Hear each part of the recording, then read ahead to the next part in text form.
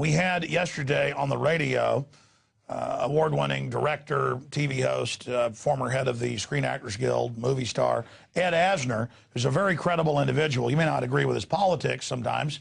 Nobody agrees with everything. But he is a guy that doesn't make stuff up. In fact, I've been so busy, I'm supposed to call the Navy SEALs today. I got the number last night. He even gave me the names and numbers of the folks. And some of them are current, some of them are former Navy SEALs that I myself have also been talking to, who question what happened, of course, with the death of the SEALs that were part of the fake bin Laden raid, being packed on that helicopter and blown up. But his Navy SEAL sources, again, that we're getting in contact with, told him that a false flag event, internationally but also domestically possibly, to be blamed on Iran to get us into this new war is imminent.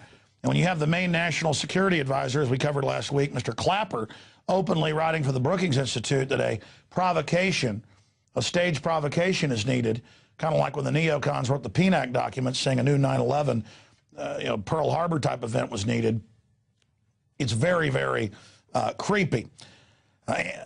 Asner said it is up to the American people to recognize and prevent an imminent false flag operation and stop another disastrous war before it gets started. He said the Navy SEALs are now coming forward because they are worried that an Iran false flag attack runs the danger of creating a worldwide conflict if it gets out of hand.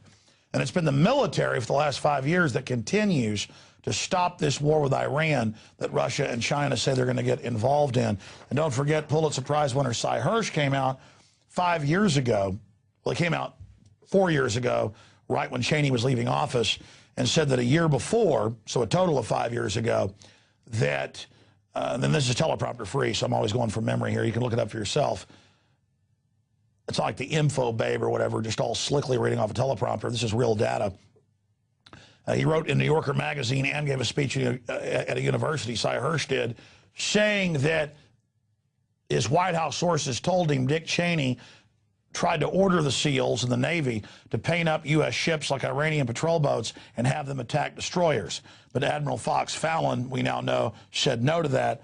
And Admiral Mullen, the former head of CENTCOM, and then later the head of the Joint Chiefs of Staff itself, went to Israel a few years ago and told them, don't stage a USS Liberty like you did attacking our ship to get us into a new war. So there's some background and some history on that huge story that's up at Infowars.com and PrisonPlanet.com. Continuing, Fairness and Accuracy in Reporting has the headline, Do TV Networks Practice for War?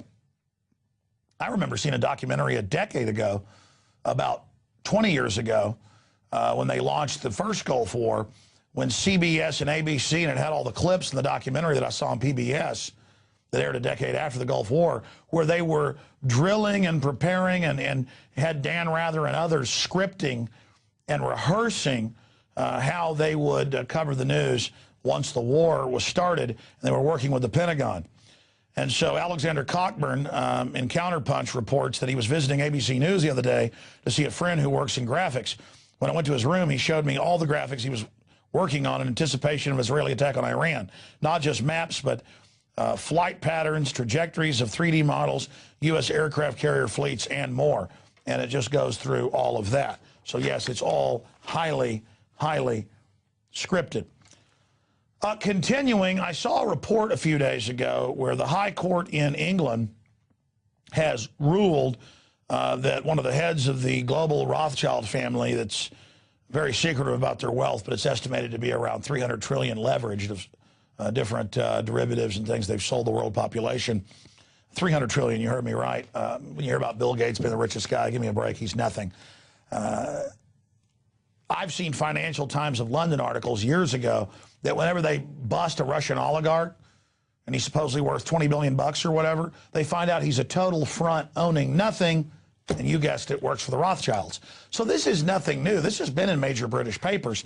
But when the Mail online and the Daily Mail newspaper did a report on the fact that this particular Rothschild was hanging out with Lord Mandelson and the EU Trade Commissioner and was taking them around the world, getting them sweetheart deals so that he would reportedly get sweetheart deals for himself.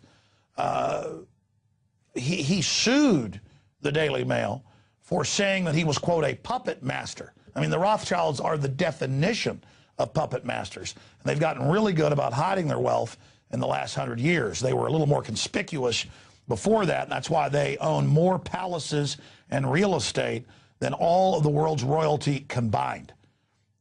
You can go even look on Wikipedia, and it just shows one branch of the family has over 100 giant palaces, okay?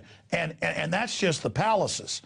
They own it all because they have always been able to loan out money that they create out of nothing and leverage a dollar you deposit 10 times. Now they just sell derivatives. But the point is, he sued them over it, saying, I don't puppet master, I don't run anything. I'm not going to Russia and meeting with these people. Well, now the high court has come out and ruled against him because all these photos and things came out of him at meetings at the very facilities that they said he'd been at with Lord Mandelson and others. And here's a quote from the ruling. So far as Lord Mandelson was concerned, the benefit was the trip and the hospitality itself. So far as Mr. Derspiska was concerned, it was a relationship with the EU Trade Commissioner, a businessman with such extensive and global interest as he would be likely to welcome an opportunity to get to know a person in Lord Mandelson's position. The judge said Mr. Rothschild's different and developing accounts of the purpose of the visit to the plants in Siberia were confusing, and the banker had not been entirely candid. I mean, come on. You're not a puppet master when you've got all these trade commissioners under you and you're flying around with them, and it's well known the Rothschilds control every oligarch that's been busted so far. So there's still a few courts that are not completely corrupt. That's what this shows. But again, England has some of the most strict libel laws in the world. So that's why he sued them in England. But there's that report. Defeat of Mandelson's billionaire as judge backs the Mail over story of Rothschild and the Russian oligarch. So there you have that report. Continuing here, as you know, Fukushima has had 5 major meltdowns, huge explosions, makes Chernobyl look tame in comparison.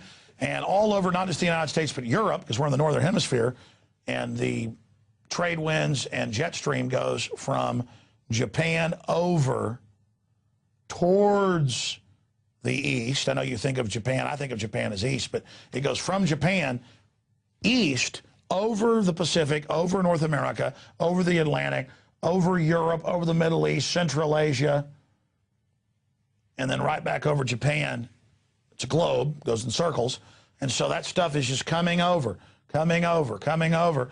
And so different isotopes have gone up a couple 100%, a couple 1,000%. EPA just raised some of the isotope levels that are safe 100,000 times what they were. You can look it up. We've shown you the numbers. EPA is proud of it. They say radiation is no longer an issue. TSA now says because of the new radiation rules being increased that it's fine. They lied and said there wasn't radiation, but now they say, well, they just said it's safe. So there is radiation, but it's good for you. I'm glad the bureaucrats can wave magic wands.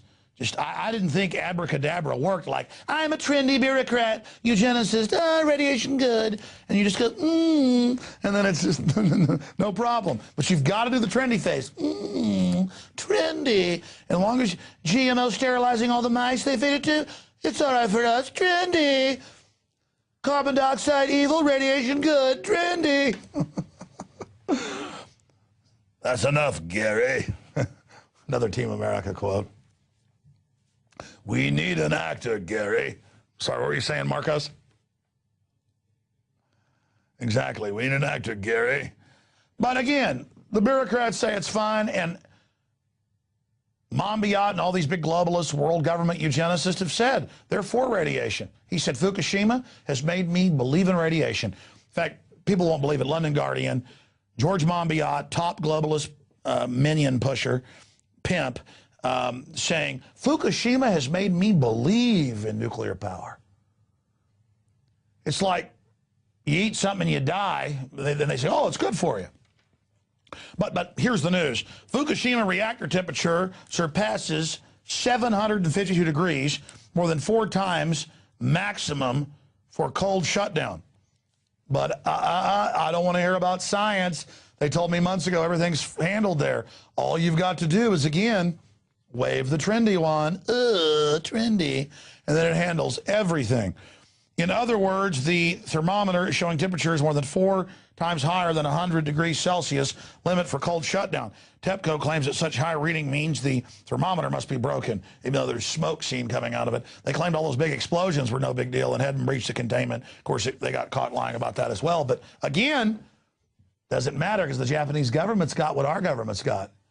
They're telling schools nearby, stay open, even though the kids and people are falling down dead and dying. Oh, there's deaths.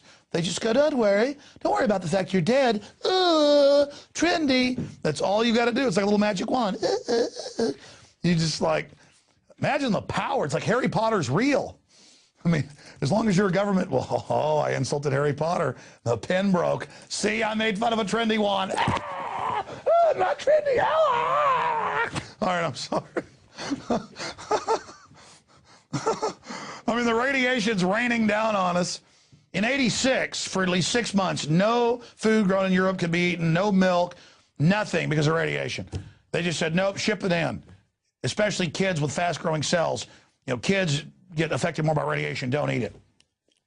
And now they just go, trendy. I'm sorry. You know, my wand is not powerful enough. I talked about Harry Potter. You saw what happened. Watch this.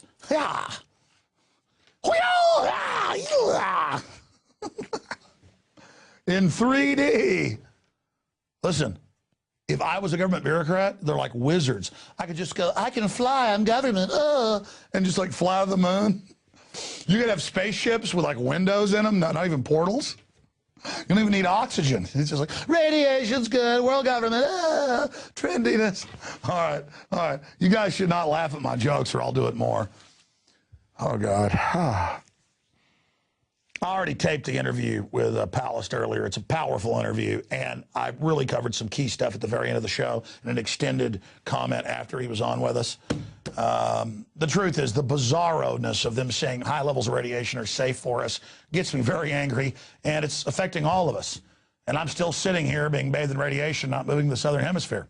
So I guess I'm part of it. I just think I can wave a trendy wand and everything's fine.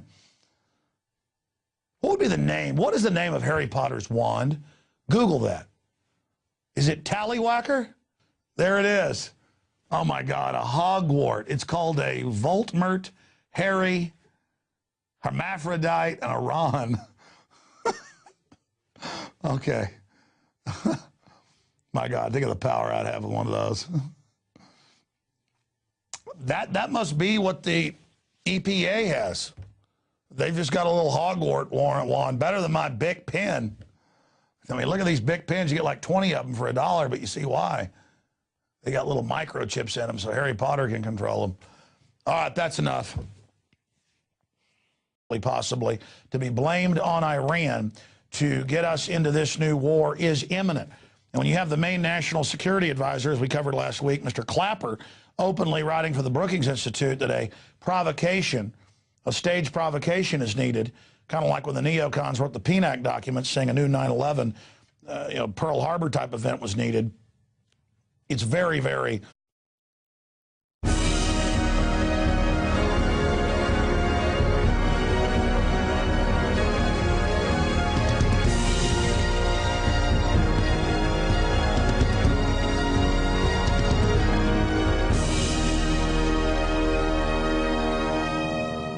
We had yesterday on the radio, award-winning Creepy. Asner said it is up to the American people to recognize and prevent an imminent false flag operation and stop another disastrous war before it gets started. He said the Navy SEALs are now coming forward because they are worried that an Iran false flag attack runs the danger of creating a worldwide conflict if it gets out of hand. And it's been the military for the last 5 years that continue. Some of them are former Navy SEALs that I myself have also been talking to who question what happened, of course, with the death of the SEALs that were part of the fake bin Laden raid, being packed on that helicopter and blown up.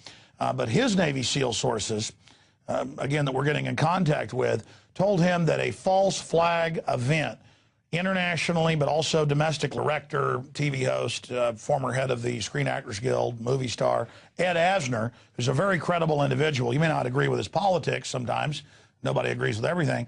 But he is a guy that doesn't make stuff up. In fact, I've been so busy, I'm supposed to call the Navy SEALs today. I got the number last night.